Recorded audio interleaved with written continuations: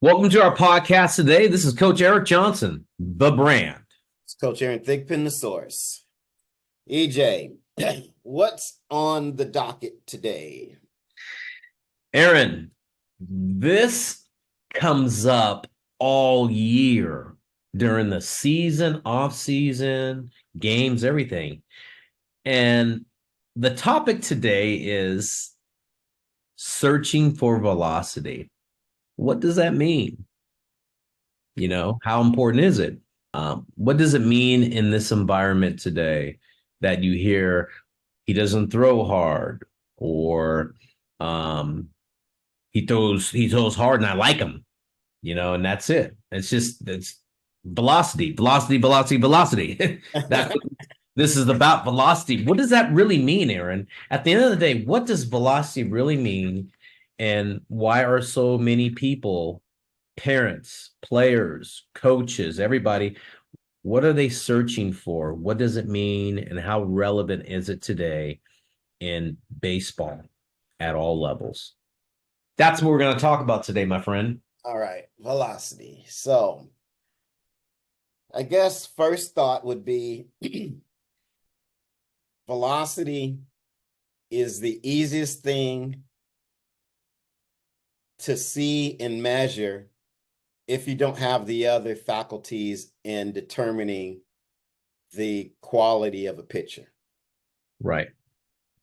You don't have to be a former Major League Baseball player or a pitching coach to tell if someone's throwing the ball hard. Right. Uh, so I think that's the one thing. Two,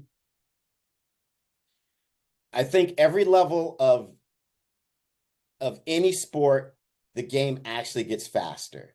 It gets physically faster and it gets mentally faster.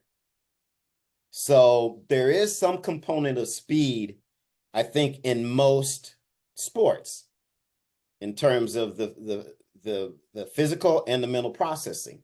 And so I feel from a coaching standpoint, it's easier to take a guy who's faster, or in this case, has a higher velocity, and teach him how to pitch than take a guy who doesn't have any velocity and try and teach him how to pitch.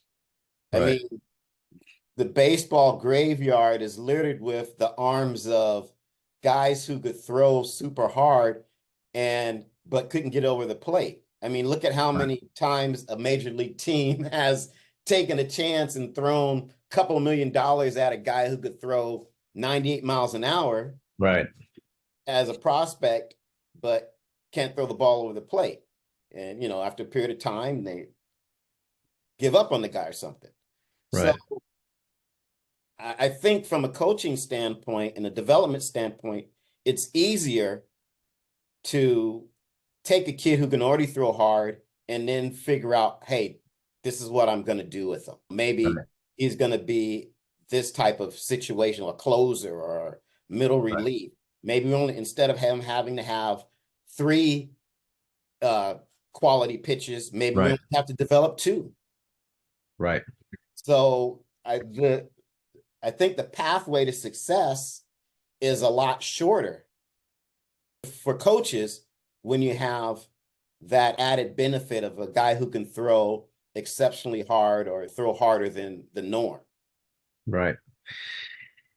Aaron, I'm gonna take it back a little bit because this is something that you and I talked about, and it's something that's kind of got me thinking a lot lately about velocity. And I think about your pitching program you do at Game Speed and the pitchers that have walked through your door in your pitching program or your throwing program, but it has nothing to do with the pitching coach. It has everything to do with what you're doing to get their bodies ready to throw the ball harder. And that's what I want to talk about a little bit. I want to go off this track of velocity and talk about, can you train a player to get their body ready to increase velocity. I want to talk about that because that doesn't get talked about. Everybody talks about, hey, I've got, I got to go to this pitching coach and I'm going to start throwing harder because I'm going to the pitching coach. And I always think, well, that's great, but what if your body's not prepared to do that over the long haul or the short haul or wherever that case being? That's what I want to talk about because I think people don't understand the rhyme or reason of getting the body ready to throw velocity or get ready to throw harder. So I want to go down that path a little bit and talk about training the body and getting the body ready that has nothing to do with a pitching coach initially. Right. Yeah, and it's funny because I've been working with pitchers for 30 years, Right. and I definitely am not a pitching coach. I'll be the first to admit it. I could not tell you how to put your fingers on the ball, throw a slider, a curve, a knuckleball, none of that. But Right. little as it's known, I was actually one of the initial guys of a lot of the power throwing that's going on now. 30 years ago, I was working with Rob Bruno, NorCal Baseball. Right. And he had sent me a couple guys, Chris Grueller, Mhm. another kid out of Clayton Valley, and Josh Butler.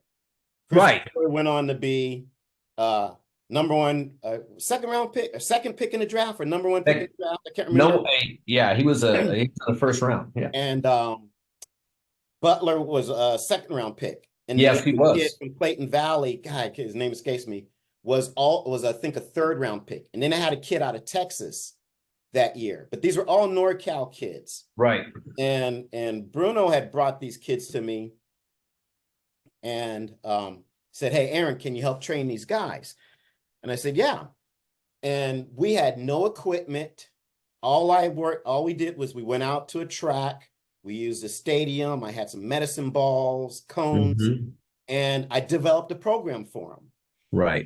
And because of my limited experience in baseball, I knew that there was a parallel between baseball and sprinting. Right. Similar muscle groups, same energy system, just different movements. So I train these guys like sprinters. And, Grueller ended up throwing what was it, 98 miles Yeah. an hour or something like that. 98, 99. Yes. Butler was like 95, 96. The other Yes, kid he from was. Clayton was around that time. It was the same. And then the other kid from Texas, big kid, he was probably like 94, 95.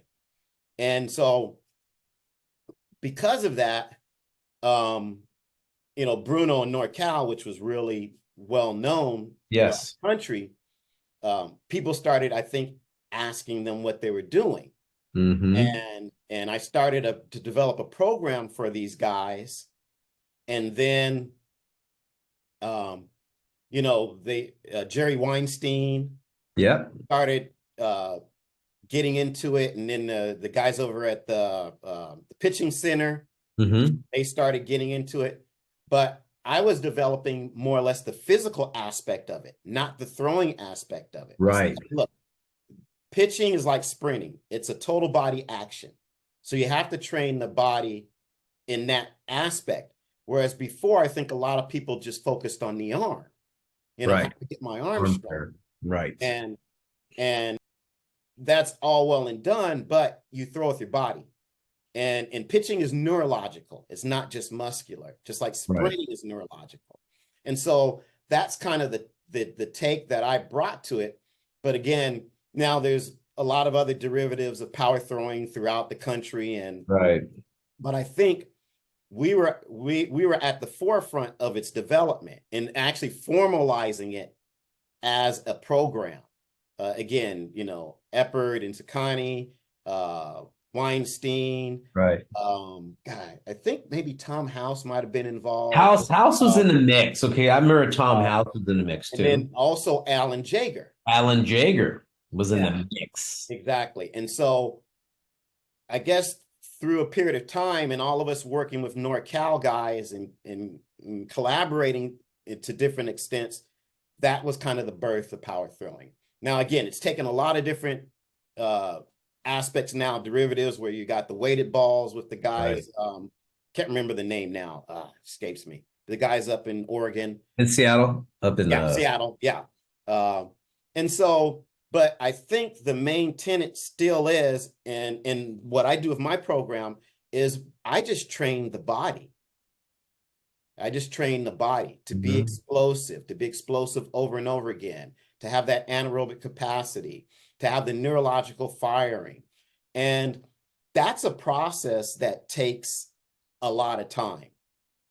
And Yes. like I said, to parallel what I talked about with pitchers really being Like sprinters. like sprinters, Hmm. it takes about 6 years to develop a sprinter, to a Yes. national caliber sprinter, not necessarily Okay. world-class caliber sprinter, but national caliber sprinter.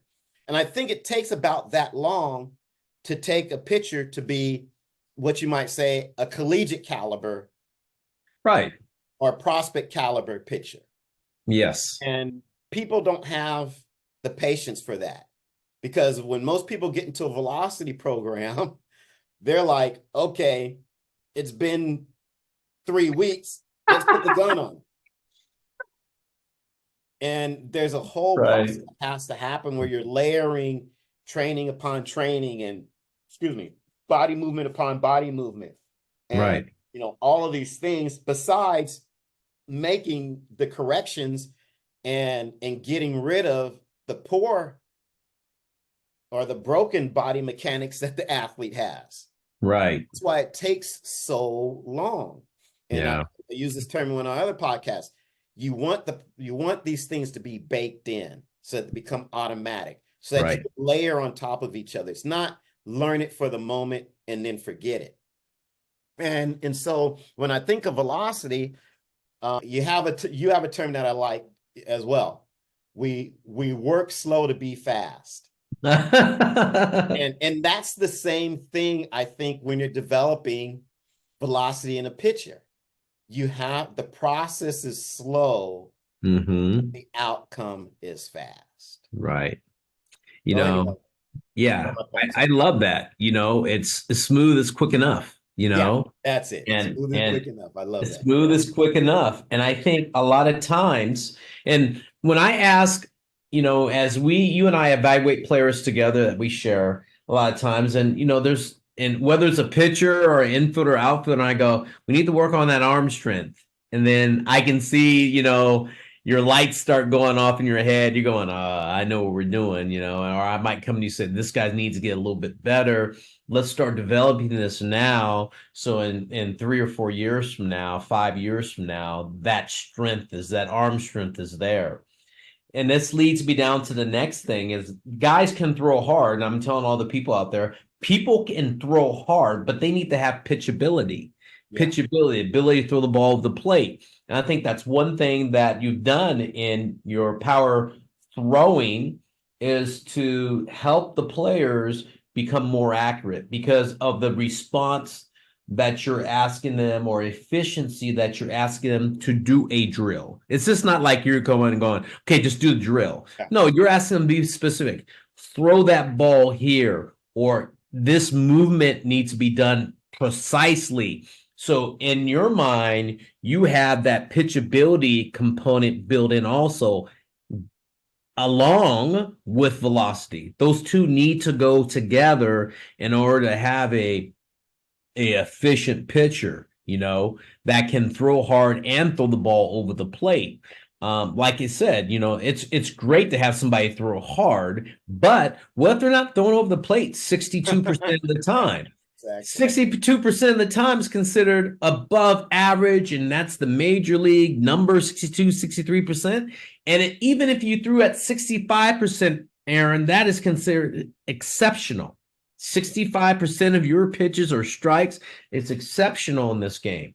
And I think if you are out there searching for velocity, understand pitchability, the ability to not only throw it hard, but have other pitches and to master the inside corner, outside corner, high in the zone.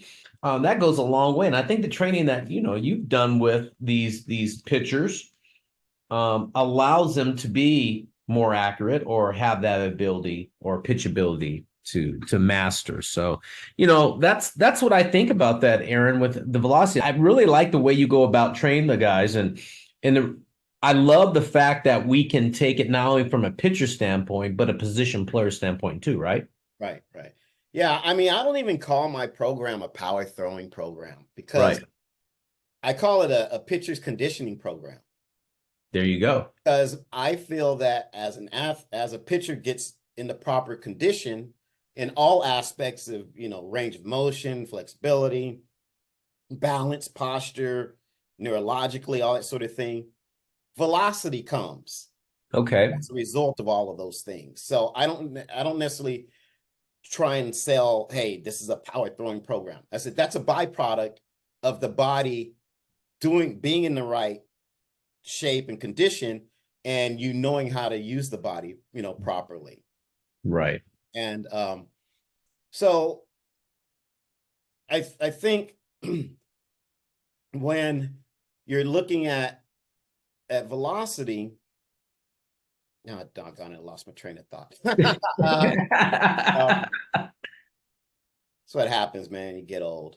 But It's interesting though, Aaron, with velocity, and I hear this all the time with college coaches. I talk to them and they give me a number. And I always like to think 85 is the start of a conversation. And I tell parents this, I said, listen, kids want to pitch at the next level, velocity 85. We need to, be there. But I also say this, the guy be able to throw the ball over the plate. That's great. You're chasing that, but that's a conversation and it's going to take some time. And I said this earlier to you in a comment, and it was this. Um, I'd love to see players come in at 11 years old, 12 years old, for you can train their body conditioning wise to maintain some sort of um, consistency with their throwing velocity. It takes a while, so you just can't come in at 17 and expect you to to oh, I got velocity now. I think those are short. That's really a fallacy. You they really do, need to they take do time. come in. Well, they do, right? So, I mean, there's stuff you can do to help them, but the gains that they want, like 10 miles per hour in a year, that's Yeah, yeah. that's I think that they're searching for something there. I think planning and having a plan, because I've seen you take players that come into you 3 or 4 years into it, and you've really helped them significantly, 7, 8 miles per hour. And that was over in a program where they were in it all year with you. It wasn't like they came in the off season. That means they started in the fall, they went through the winter, they went through the spring, and they went through the summer with you to gain that type of increase in velocity, because there is a ebb and flow and rhythm and planning of all this that you've mastered in your training of getting in the body condition to sustain that. Right. I mean, I always tell people you can get anywhere from 3 to 5 miles an hour per year. Right. After that, anything else is gravy. And I've had kids get 7 miles, 8 miles, 8 miles per hour, but that's not normal. That is not normal. And also you got to figure out, well, okay, well, where are they coming from? Is this kid totally untrained, or is this kid partially trained, or is this kid training all the time? So there's lots of different, points from where you're starting. And if you Right. haven't done anything, then yeah, your gains probably can be pretty substantial, but then they kind of plateau out, instead of Right. that curve being like this, now it's more like this, uh, Right. the trajectory. But to go back to the point that I missed, you had Okay. mentioned pitchability, and that's again transferring what you're doing in the training into performance on the mound. And there's one correction I have to make with every athlete, from my 8-year-olds to even some of my professional athletes. I always have to remind them of their head position and their vision, Wow. because everyone gets caught up in the training, say a med ball slam or med ball throw or a physio ball throw, plyo ball throw. Everyone gets caught up in the throwing, but they forget where their vision is at. Mm. It's like I have to tell guys all the time, why are you looking down at the ground? You don't throw a ball into the ground. Right. But they inevitably don't look at their target. And Wow. so that's when you get guys who can throw hard, but they can't put the ball on target because they don't learn to do the exercise and create the body's velocities that are going to give them more pitching velocity, and they don't bridge that with the tracking that they need Mm. Well said right there. Yeah, I all the mean, time. It's like it, taking a cat and saying, "Okay, I want to increase your bat speed," and he's just swinging the bat as hard as he can, and he's like looking up here, right. you know. Yeah, it makes a lot of The sense. posture is not the same. The Right. balance is not the same. There's a level of coordination that's now off, and you're not teaching the tracking because they've got to be able to take in some information as well as do the activity at the same time. I So love that. I love that's what you that's just probably said. one of the biggest things I always have to correct everybody on. And That, mhm. and it comes back to what we talk about. You can throw a med ball, whatever, 50, 60 miles an hour, but if you're throwing it looking down at the ground 60 miles an hour, and then when you have to look on target, you drop to 50, that's probably where you're truly at. But you get guys who do the crow hop and run and gun and all these exercises, and their head is back here as their arm is coming through here. And I'm like, and they got the radar gun on them, and they're like, Yeah, oh, 95. yeah. Like, okay. The ball's going way up there. That's gonna transfer into a strike. Right, right, right, right. I love But that. those So are but those are the things that, you know, a trainer may pick up on, but not a baseball guy, a pitching coach might pick right, up when they're trying to do these velocity programs, right. those sorts of things, because everyone gets caught up in the exercises. It's like, well, where's the transition? Where's the bridge? Where's the transition? Where's the bridge? Where's the transition? Where's the bridge? How is Mhm. this going to transfer? Do you understand what I'm saying? And it's great to Absolutely. get effort out of an athlete. And I'll tell you the dirty little secret of power throwing programs. Throwing programs tend to work because what they're doing is a lot of them help the kid take those governors off of their body. In other words, they help them tap into really just going all out. And there's Right, a benefit to that, and that benefit can be more velocity because now you get the athlete getting used to pushing himself and going outside of that comfort level, or you're raising that comfort level. right. But after that, where do you go?